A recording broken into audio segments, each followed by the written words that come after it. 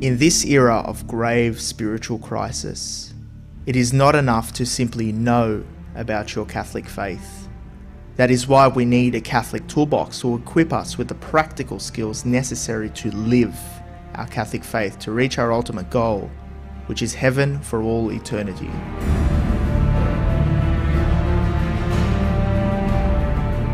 Do not merely listen to the word and so deceive yourselves. Do what it says.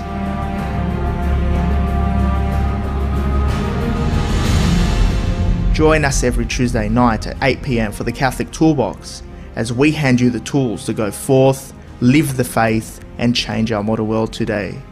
Live on the Voice of Charity.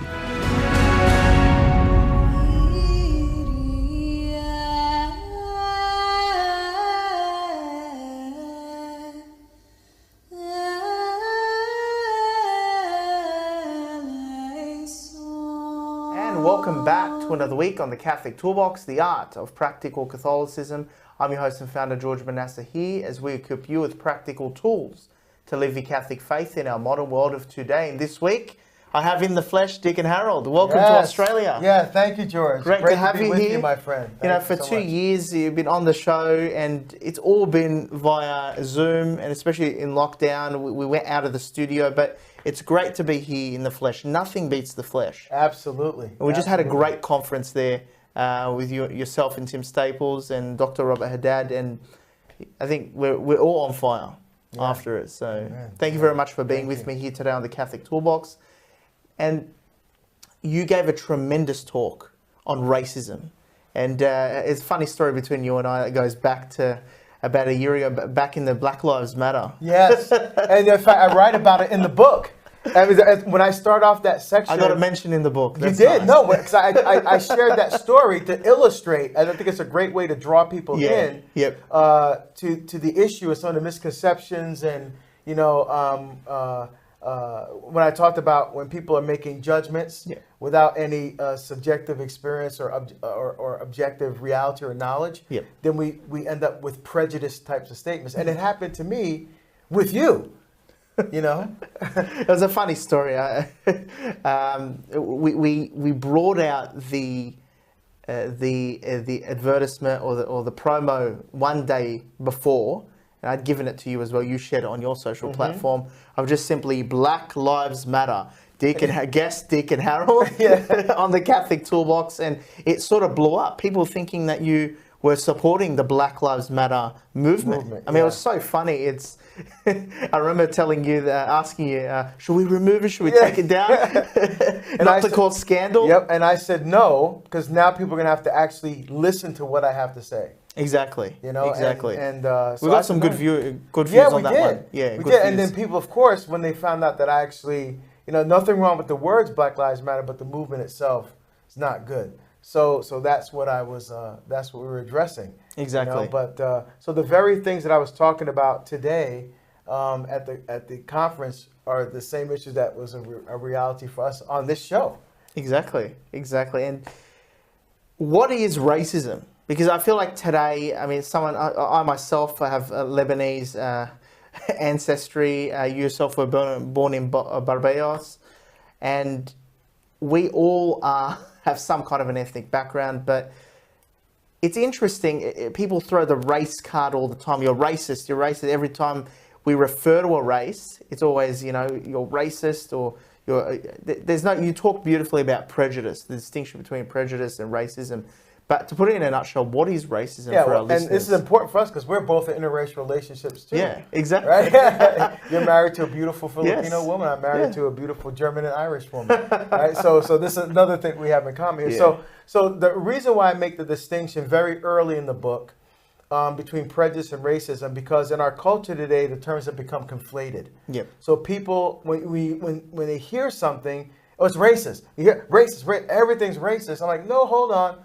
We have to distinguish prejudice from racism. So prejudice, the way I've defined it, is having a preconceived notion or making a preconceived judgment about someone without any objective knowledge or subjective experience. Yeah. Okay? And so the example I used at the conference was Men at Work, right? The Australian musical group that was very popular in the States when I was younger, had a song called The Land Down Under where they talked about eating a Vegemite sandwich. Now, I had no idea what Vegemite was. I didn't know anybody from Australia. All I knew was this Australian band. So of course, I assume everybody in Australia loves Vegemite. You wouldn't have had Vegemite in the United States, would No. you? They don't stock it. No, we don't have I think you have Tim Tams now at the moment. Yes. Yeah, yes, we saw it when my wife and I were Tim in New York City and during Holy Week. Well, you can probably find Vegemite at a specialty store. Okay, that specialize in importing foreign types of food. We have those here that just have the American stuff. Yes, right. So you can probably find Vegemite, but I guarantee most Americans don't even know what it is. So I made a prejudice assumption. So prejudice doesn't necessarily have to be something that's bad, but it's just that I just had this assumption that people like Vegemite, even though I didn't really know what it even was. And so we all have those to some extent, right? We all have prejudice either about food or something. But the problem is when we have this prejudice toward people of color, right? Yes. And so racism is prejudice, as I just defined it, with the added piece that the reason I'm saying this is because I believe my race is superior to your race. Yes. That's racism, right? So we have to separate. So the example I give in the book, and the classic example I always give when I talk about this, is the gentleman that came up to me at a parish mission that assumed, because of the school I went to in the United States, which is University of Notre Dame, which is very, very strong academic. It's a very difficult school to get in. It's one of the elite schools in the States, but they're also famous for their American football NFL. team. Yeah. You know, they're famous for that. I mean, it goes all the way back to the 20s and 30s, how famous the school is for that. And so because I have the build of a footballer, and because many footballers are black, he came up to me and said, "Oh, you went to Notre Dame. What position did you play?" So he just assumed that I played football, when the fact is I've never played football because my high school didn't even have football. You know, and see and so people would say, that was racist, that was racist. Yeah. No, it was prejudice statement. It was stupid and ignorant, but it wasn't racist. Because in order for that statement to be racist, he would have to have meant when he said it, the reason why I said that to you is because I don't believe that people of color are smart enough to get into a school of that caliber. The only way you can get into a school like that is through athletics. Or maybe he just purely thought you went to Notre Dame, as we say here in Australia. Right, Notre Dame, and you just played football. Had a white person asked him the same. If he would have asked a white person, he would say, "Oh, you went to Notre Dame, what did you study?" He would have probably had not made the assumption that they necessarily played football. Maybe he would. But I looked like a football player. So that's why I wasn't upset with the question, because I go, "Oh, he just looked at me and made a judgment." Yeah. But it wasn't racist because he didn't mean, because I know that because when he found out that I actually never played football, I got into academics. He said, "Oh," he pulled back, apologized, and pulled back, rather than if he really meant it, he would have said, "Well, you're a liar. You can't get into a school like that kind of thing." That would have been racist. Exactly. Exactly. And then I talked about the difference between institutional racism and people in institutions who are racist. So I talked about the church. The church herself can't be racist because it's founded by Jesus Christ. But there are people in the church who are racist. Yeah. Right? It's human error. It's not the teaching of the church, which is infallible. That's right. It's just simply the failure of individuals. And the people that do that aren't following what the church actually teaches. Exactly. We have to make the distinction there, because people fuse together what the failure of individual Catholics and even to the core church leaders. I mean, especially today, we see a lot of different problems that we could point the finger at. But really, at the end of the day, the church's teaching is infallible. It's impeccable. It is the word of God.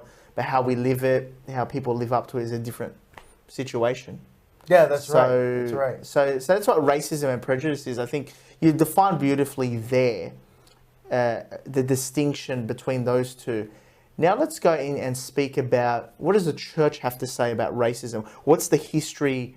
Does it go back to the very beginning? What's the earliest documented decree, or let's say church document, or do any of the fathers speak about racism to start with, and then throughout history up till now? So St. Paul talks about there's one Lord, one faith, one baptism. No longer Jew or Greek, slave or free, male or female, that kind of thing. Yes, there we go, St. So, Paul. yeah, so he's talking about what brings us together is our faith in Jesus Christ. Yeah. So all the other distinctions, physical, national. So when he says there's no male or female, of course there's male and female. He's trying to make, again, remember, he's teaching like a rabbi, using hyperbole, exaggerating a point to make a point. He's not really saying there's no things male and female. He's saying what the differences that separate us are no longer there because it's Christ that brings us together. Exactly. That's what he's saying. Not Jew nor Greek. Or slave or black free. person or Maronite person. Or Chinese. Right, exactly. That's the point that he's making. So Christ goes back, without specifically, but love God, and love your neighbor as yourself. And he doesn't make a distinction, well, except if the person is this, except that the person is that. So Christ makes it clear we are to accept and love everyone because we're made in the image and likeness of God. And you beautifully said in your talk here at the conference about the human race. You mentioned the human race. We're the human race first and foremostly. And then ethnicity is not something we need to be, we should be defined by, but we're sons and daughters of God. We have that divine filiation as sons and daughters of God, but we are the human race first and foremostly. And what do you think is the underlying reason why, what's the underlying cause of racism? Yeah, well, racism is the result of original sin, adult sin. We're still dealing with the effects of original sin to this very day. So it's a manifestation of sin. It's basically what it comes down to. It's a lack of understanding. So we have people that are different than us. And some people, again, racism is something that's learned behavior. Okay, so it's learned, if you look anecdotally at kids on the playground, those black, white, Hispanic, Filipino, they're just playing. They're just playing, yeah. They don't care about, I'm not going to play with you because you're black. I mean, you don't see that, right? But over time, they begin to learn prejudices. Yep. They see images on television, social media, in books. They hear jokes from parents or relatives, from friends, from all these different sources. And so now they begin to think, well, maybe this is the way it is. Again, they start to develop these prejudices. And sometimes these prejudices are carried forward from our youth into our adulthood, even to our professional careers. Yep. So, for example, you may have a woman that works at a bank, and the bank is very clear. We do not discriminate. We look objectively at the criteria for issuing a loan to a small business. Doesn't matter. Don't even look at race, color. Just look at the numbers. Yeah, exactly. Right? But you may have someone that works at the bank that says, I grew up thinking that black people weren't very smart, so I'm not going to make any loans to anybody that's black because they probably won't be able to pay it back. And Hold on, the banks. You see what I'm saying? Exactly. So we have to make the decision. So it comes out of a sense of, and that behavior is sinful. Now it becomes mortally sinful when we get to the level of like Ku Klux Klan or hate groups, Nazi kinds of activities and things like that. Because remember, the criteria is grave matter for mortal sin, grave matter done with full knowledge and deliberate consent of the will. Yep. So racism would definitely fall into sin, and it could also become mortal sin if it meets that criteria as well. Now, going back to the definition of racism, is racism the hatred or the discrimination or prejudice? Is it more to do with the hatred of a particular race? It's thinking that my race is superior to your race.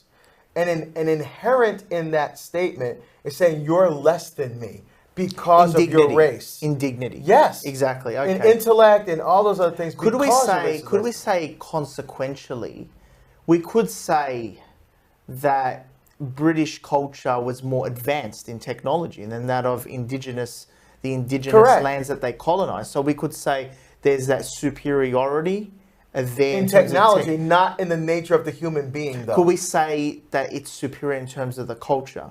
Their culture is... Well, who's to say that an industrialized nation is better than an Aboriginal culture here in Australia? because they don't have tech. What if they did this? Aliens come from outer space. Yeah, they have exactly. technology. That's right. You guys are just some primitive little Earthlings, because all you can do is build a space station and go to the moon. You know, we transverse, you know, across the galaxy. Exactly. You know, you guys are just we don't. No one wants to be labeled. Does that make me less of a human being? Mm-hmm. Does that make my culture less because we don't have the technology that you have? No, Absolutely how does that make not. me less of a person? So racism can go into obviously the dignity. That's definitely the case. That, you know, that's what led to slavery. Yes. That these people are objects. They're not humans. They don't have the same dignity. We have a hatred and discrimination for their dignity. And also racism can extend to the fact that one culture might be more technologically advanced than the other, and you discriminate against them because they're not the same. Now, we could say there's a more positive element of a Christian culture because we do have the fullness of truth, and we might bring that to another culture that's pagan. Could we say that, you know, our culture is better in the sense? No, you can't. It's not better. Say that it's better. It's different. Yeah. See, it's different. For example, in the book, one of the things I do is I talk about one of my favorite musicians of all time is Eddie Van Halen, the guitar player. And so I remember watching, because after he died, you know, I was just like, oh, I want to find out more about him. So there was something I found on YouTube. It was like an American Heritage Foundation or something. We're talking about immigrants who have made an impact on American life and culture, and obviously one of the greatest guitar players of all time. So he was talking about when he came to this country, because he's Dutch, they didn't speak any English. So when they came to American schools, the people used to make fun of them and you know, take their homework and rip it up and take their lunch and all that kind of stuff. And, you know, he said the only kids that would even associate them were the black kids. Okay. So they were thrown into the same category as the black kids, because there was segregation back there at the time. And so he said his first friends were black kids. You see, so it's not just an issue of color. It also can extend to nationality and even religion. Yeah. Like, oh, you Maronites, man, what kind of liturgy is that? Our liturgy is better than that Maronite liturgy. Or you know, the Latin Rite Mass is far superior than to the ordinary form of the Mass. And, you know, we can get into this. Now, arrogance. We're better than you. Yeah, we're better than you. Because we have a different liturgy. Now, you could say, look, this liturgy is done more reverently, or yes, from the other. It's one liturgy. But we can't say we're better than people. Right, exactly. Yeah, we can't say. I think it's that fine balance that we really have to weigh up and really find that fine balance. But what's the spiritual danger of racism? Yeah, I think the big spiritual danger of racism is what all sin does. It starts to destroy God's life in you. Yeah. Right. When I see you, George, I don't want to see Lebanese. I want to see George. I don't want to see Australian. I want to see white. I want to see George. You know, and that's the way I should be looking at you and relating to you and speaking with you, which I do. Yeah. You know, but so we can't let those kinds of things be a barrier, because that builds up walls of division within us. Exactly. You know, and what we need to do is break down those walls of division and start to see each other through the eyes of Christ. So it threatens creation. It threatens our respect for God's creation. Because if we're the human race and we're discriminating against someone on that basis, then the problem is that we're disrespecting God, that He indeed did create everybody, that regardless of the different ethnic compositions. We're disrespecting God, the dignity that God gave to humankind.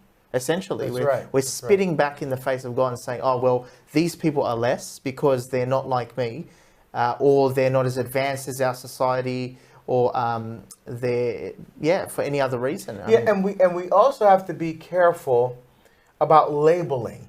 Like, for example, I'm a Lebanese Catholic. I'm this kind of Catholic. Exactly. Okay, now, there's nothing wrong with that. Like, people say I'm a black Catholic. But when I think about it, I think I'm a Catholic who's black. Yeah. Because, like I said, when I stand before Jesus Christ to be judged, He's not going to ask me how black I am. He's going to say, did you follow me? You know, I gave you talents, right? I gave you the gift of diaconate. I gave you the gift of fatherhood. And I gave you the gift of being a husband. did you honor me in those talents that I gave you? He's Yeah. not going to. Now, that doesn't mean I deny my ethnicity. I love my Caribbean culture. I love our course. food. I speak Of our course. dialect. I love our music. So, but that doesn't define who I am. Mm-hmm. Being a loyal son of the living God Yes. and a follower of Jesus Christ defines who I am. Exactly. You know, and not saying that my ethnicity is not important, but that doesn't determine who I am. The problem is we live in a culture today where we're allowing political affiliation, ethnicity, gender to define who I am, and not Jesus Christ and God being made in His image and likeness. What we're trying to do is to make the culture's trying to make God in its own image and likeness. That's the problem. And let's go into that a little bit, because I think we understand very clearly that racism is wrong and prejudice is wrong on a dignity level, on a consequential level, depending on cultures. I think that's clear. But I think where we can have, and the church has been pretty good today. I mean, there's been problems in the past where some American bishops and clergy did participate in slavery. Yes, that's correct. I think we're past that on a social level in most places in the world, hopefully. But the problem I see in the church sometimes is that we can have that segregation within the church. Your Maronites, Yes. your Chaldeans, your Eastern Catholics, we're Latin Mass Catholics, where we can divide the church into our spirituality or rite or church that we belong to. And then, I mean, it's funny because I went to an Eastern Catholic school, and I'll tell you this story. It was the feast of Saint Maroon, the founder of the Maronites, and then the priest was giving a homily on the Universal Church and how the Maronites are part of the Universal Church. And one girl woke up, I think she was sleeping during the homily. Oh, are we Catholic? And the whole church burst into laughter. But that's an example there that sometimes in different communities within the church, different Eastern rites or spiritualities in the West, we can segregate or become a ghetto. Yeah. And that is to the detriment of our ultimate cause, which is to save souls. Yeah. Like, for instance, in different Catholic organizations, I've experienced certain people might take over or control it, and then it becomes a club, it might become, an Asian club or a Filipino club or a Lebanese club. And there's that affiliation there with that group that's trying to evangelize and bring people there, but it's characterized based on that ethnicity or culture.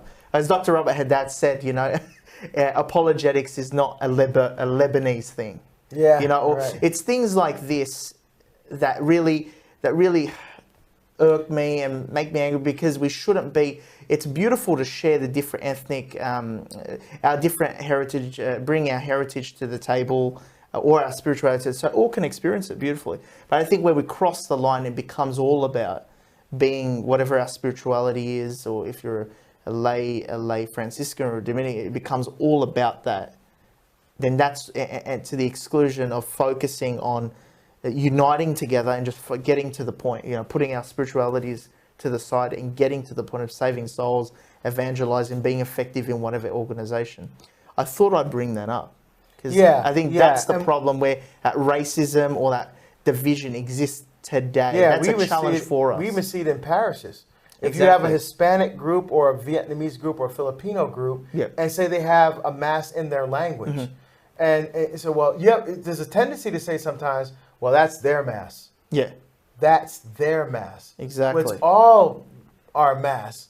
But so, and the reason they have it in their language is because they're trying to preserve their culture. Exactly. Yeah. See? Or So they may be able to they're not intellectually. saying, well, you can't come to participate. this mass. This is only for Hispanics, or this is only for Vietnamese. You can't come. They're not saying that. But sometimes we don't want to go there. I don't know what they're saying. I mean, my mass is 10 o'clock, and that's. I think I'm not gonna go to Latin that might mass. make it easier Yeah. to unite everybody. Well, same the same thing with the Latin mass. Well, that's just like we do with the ethnicities. We do. Well, that's the Latin mass. But I don't understand Latin anyway, so I'm not going to go to that. Just like I'm not going to Hispanic mass. So we have to be careful. I think what we need to do is open ourselves to different experiences. Go to one of those ethnic masses. Go to the Latin Rite mass. Go and try to understand. Go to the Eastern rites. Yeah, exactly. If you're just, I'm just going to go to English and Latin mass. No. Go to the Eastern Rite. Go to That's the Maronite experience. Rite. Go Exactly. to the Byzantine Rite, the Armenian Rite. Experience, or even the Anglican Ordinariate, which is in the Exactly. West. Beautiful liturgy, and the Latin Mass, traditional Latin Mass. If you don't already go to there, I think that's the best way to sort of broaden our horizons. Yeah, and we begin to break down those barriers because now we're entering into someone's experience. Now we're saying, you're not just over there with your liturgy. I actually care about, what I just want to enter your experience. So I want to be able to see you the way God sees you. And this I want to break down church. walls of prejudice within myself because so I'm entering into your experience. You know what, Deacon? I just had a thought. The antidote to racism is the Catholic faith. Yeah, that's my point. That's my book about. Catholicos, universal church. Exactly. I think the Catholic Church has a tremendous opportunity now to take the lead in an important issue in the life of our culture today. Because we often don't, let's be real, marriage, gender, we don't really speak out very much. We don't preach on it very much. And then when a law is passed, people get upset and they get angry. And then bishops issue statements, but it's too late at that point. But when it comes to this issue, we can actually take the lead and have people, for once, they turn around and say, look what the Catholic Church is doing. Man, that's a great path. Let's follow that. Exactly. And I think we the have salvation of souls. I mean, that's our mission. That's when you think about it and you focus on that.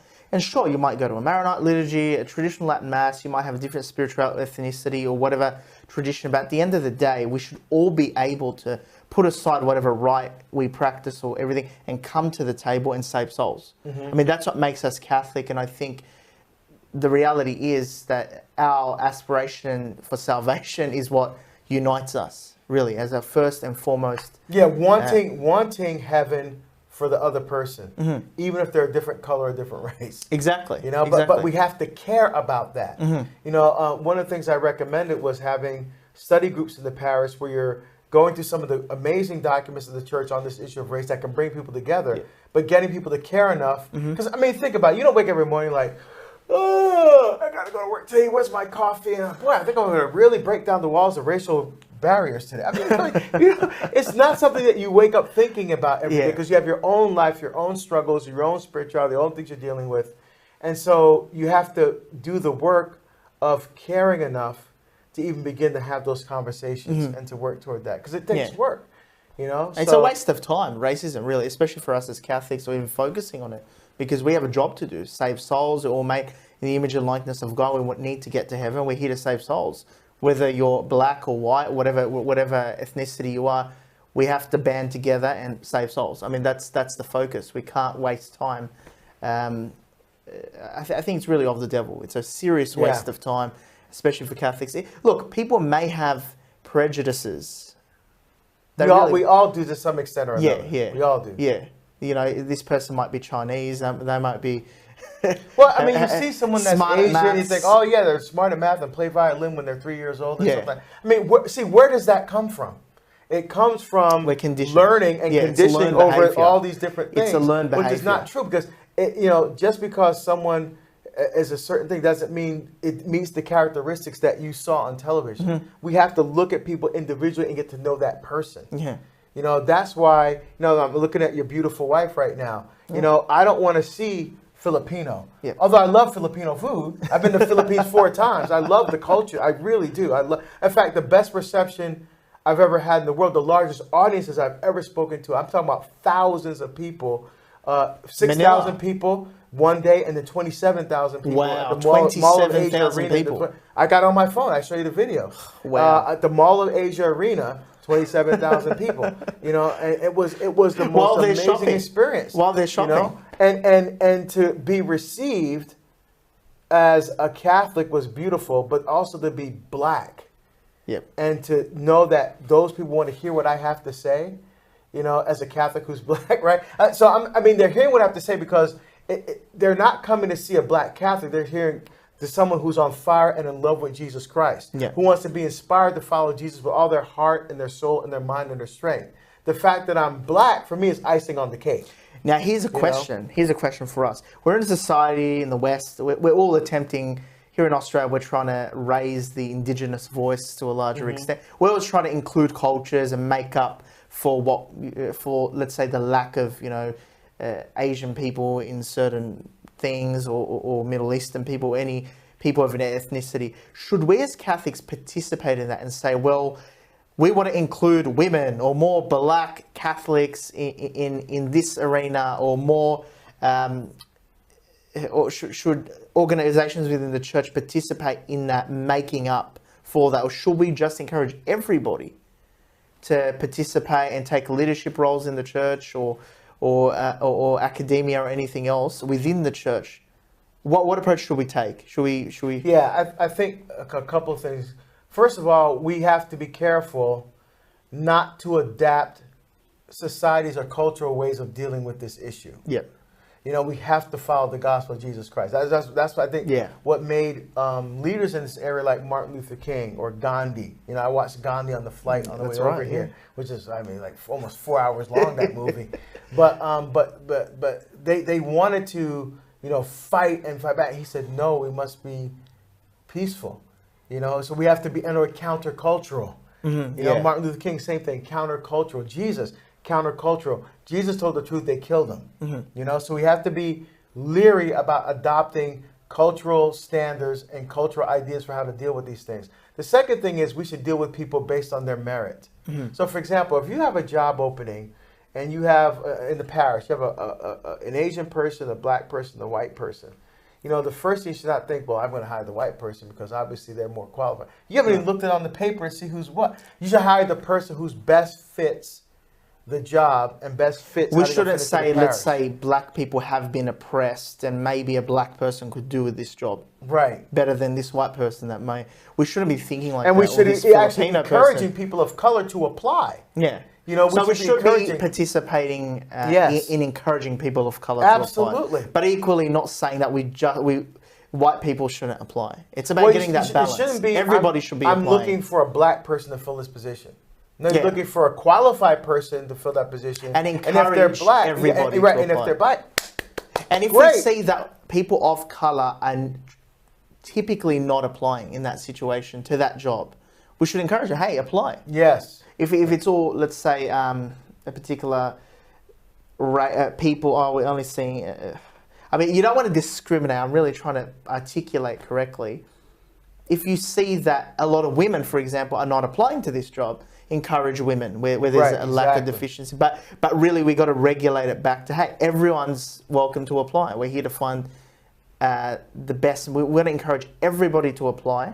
And we want to find the person of best merit. And to give everyone that equal opportunity, they need to apply. We're not just going to give it to them because they're a minority. I know we're trying to increase women in government, but we should be encourage women to apply. And everybody else to apply to run for offices. And eventually they get in. And we find that. I think it's doing that in a natural way, not trying to force it. That you see often there and then. But let's go into 3 practical tools. In person, some very practical tools. How can we fight racism as Catholics within the church and in society? Because we don't want it to plague within the walls of the church. To preserve that unity, and outside in society. What should we do, whether we're someone of color or not? How should we fight it? What are some 3 practical tools? The number one thing is to see the image and likeness of God in the person standing in front of you. That's key. Yeah. When you can look at a person and not see, because sometimes you look at someone of a different race or different ethnicity or even different religious expression, right? You said Maronite. So you have to stop with the preconceived notions and just deal with the person who's standing in front of you. Yeah. Yeah. I mean, that is absolutely key to even begin to remove walls of prejudice. Yeah. You know, because now we're not using. Again, if prejudice and racism is learned behavior, we can unlearn it. I really believe that we can unlearn it, but it starts with seeing the image and likeness of God in the person standing in front of you. So, and sometimes that may involve conversations. You know, I talk about how if someone came up to me, you know, Deacon Harold, for some reason, whenever I'm around someone that's black or someone that's Hispanic, I get scared. Or I think certain things. I'm like, that's a common thing. I don't even know that person. Why am I thinking this is so stupid? Can we talk about that? Now that may be a difficult conversation to have, but it's honest, and you're really trying to work through Yep. things that you're recognizing in yourself that are deficient, that's problematic, and let's work through it together. You know, That's right. and to have those conversations. That's a sensible approach. Yeah. A really sensible approach to looking at it that way. That, you know, most people do have stereotypes. So you're an Arab.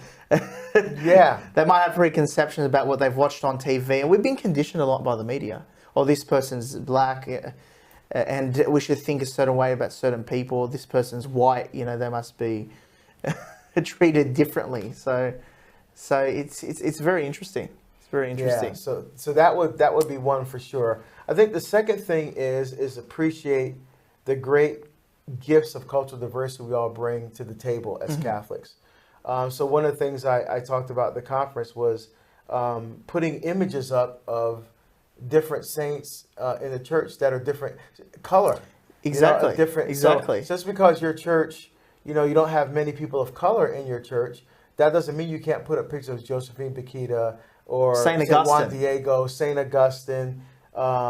You know, I think often he's portrayed Our Lady as, of Lavang, and all, you know, different, you know. He's portrayed, I think, Saint Augustine in a lot of the photos, not portrayed to be. He would have been a darker individual. Yeah, he's African. He's yeah. African, so I think.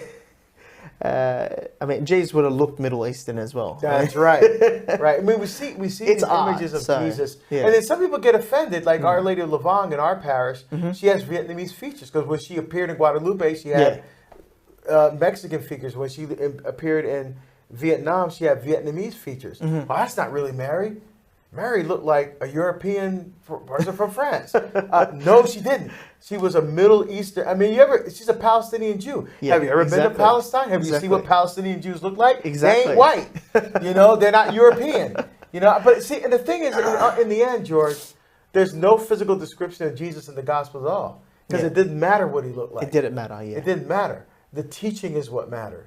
You know, so we have to break down the barrier. Again, not saying that we don't appreciate people's gifts of diversity that they bring, but we don't let those define who we are. But to have those in the church, I mean, we talk about learned behavior. Imagine a little child walking into a church and seeing the beautiful diversity. Yes, seeing that's Saint correct. Maroon. Who is that? Why is he wearing that funny thing on his head? You know? Well, he was a monk. Yeah, but I know the monks at Dominicans, they don't look like that.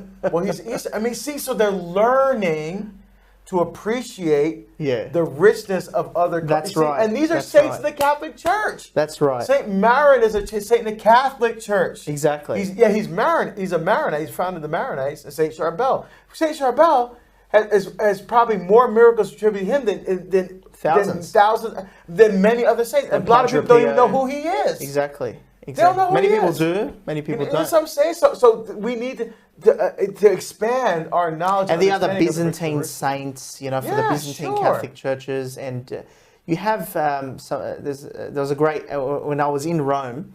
I think one of the last statues around the Vatican was an Armenian saint. You know, there's just such a diversity.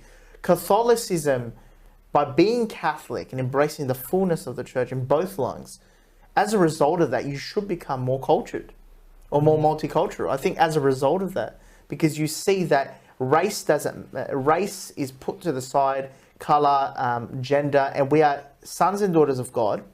We have all a goal to get to heaven, and we're all created by God.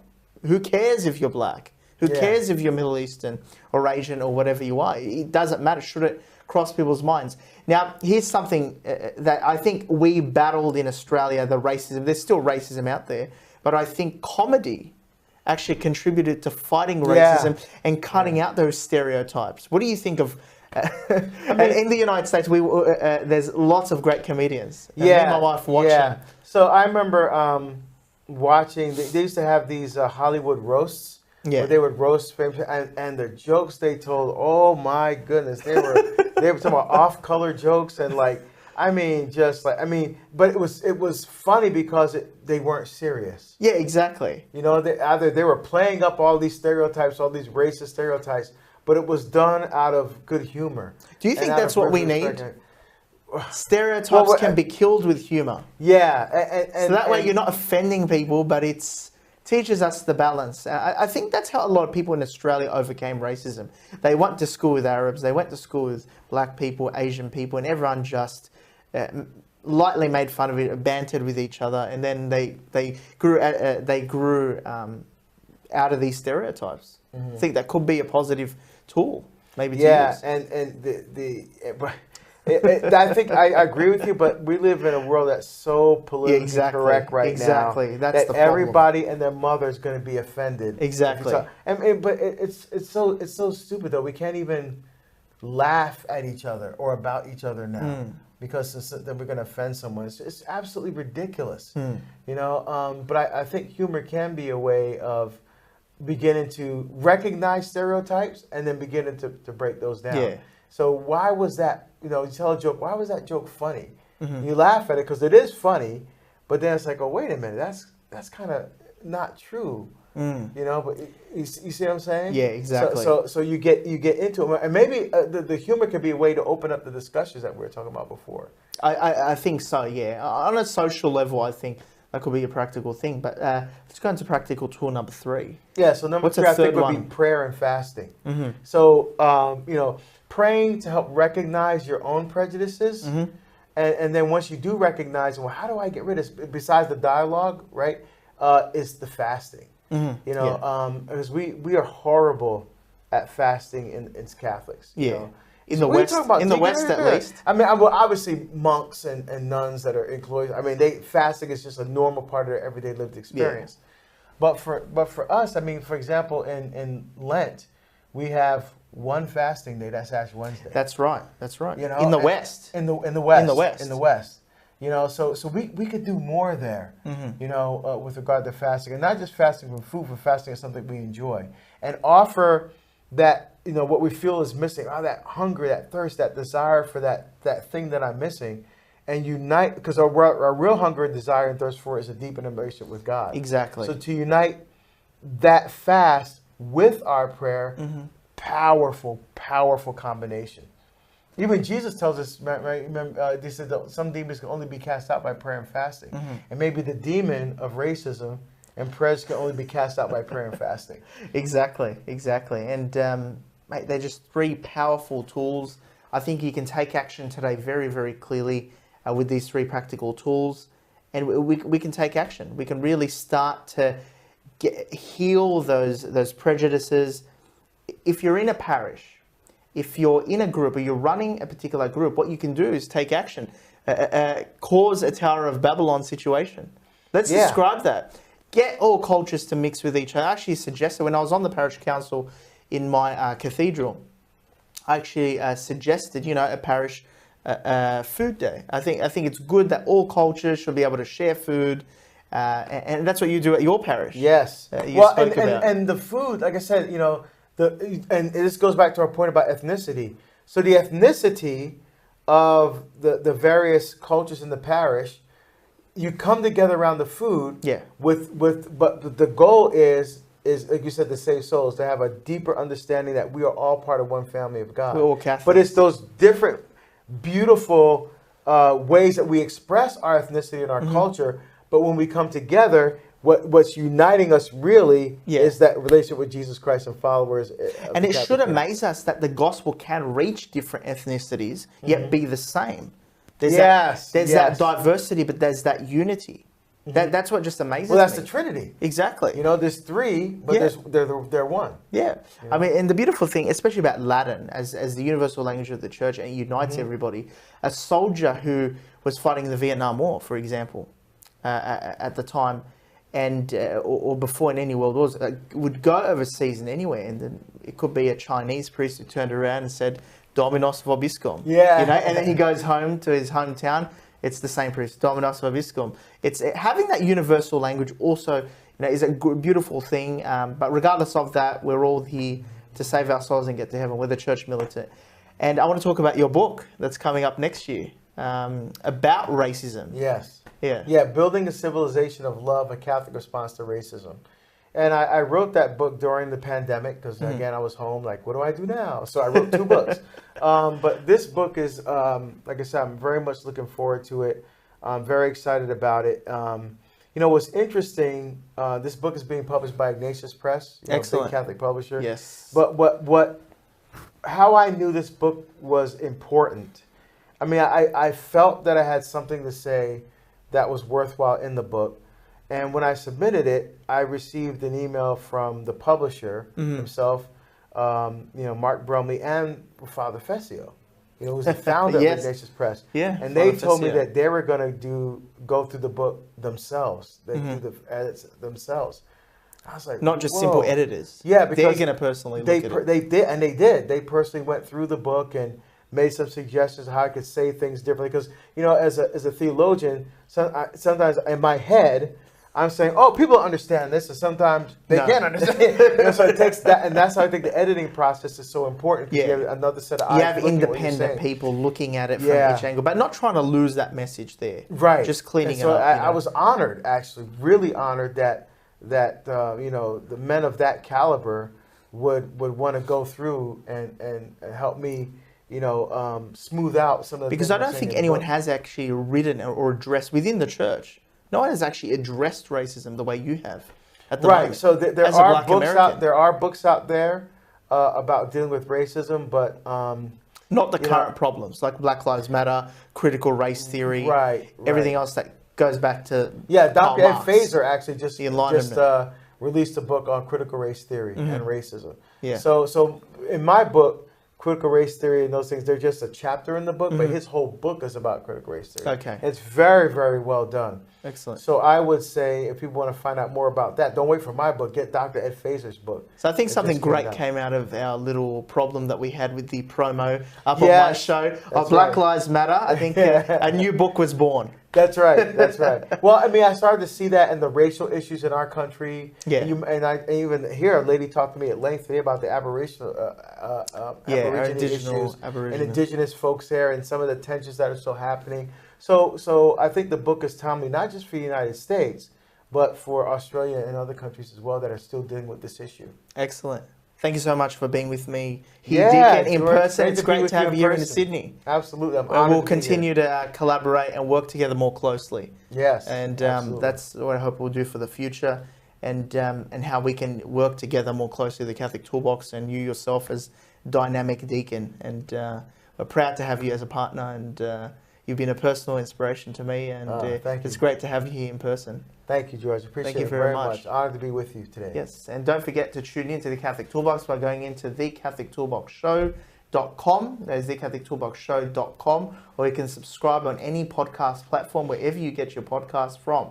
So, thank you for tuning into the Catholic Toolbox, the Art of Practical Catholicism.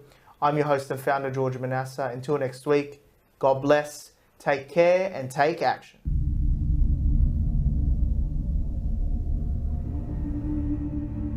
In this era of grave spiritual crisis, it is not enough to simply know about your Catholic faith. That is why we need a Catholic toolbox to equip us with the practical skills necessary to live our Catholic faith to reach our ultimate goal, which is heaven for all eternity.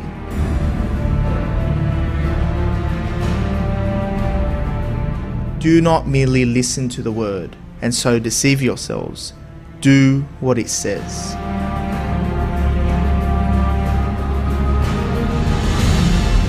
Join us every Tuesday night at 8 p.m. for the Catholic Toolbox as we hand you the tools to go forth, live the faith, and change our modern world today. Live on the Voice of Charity.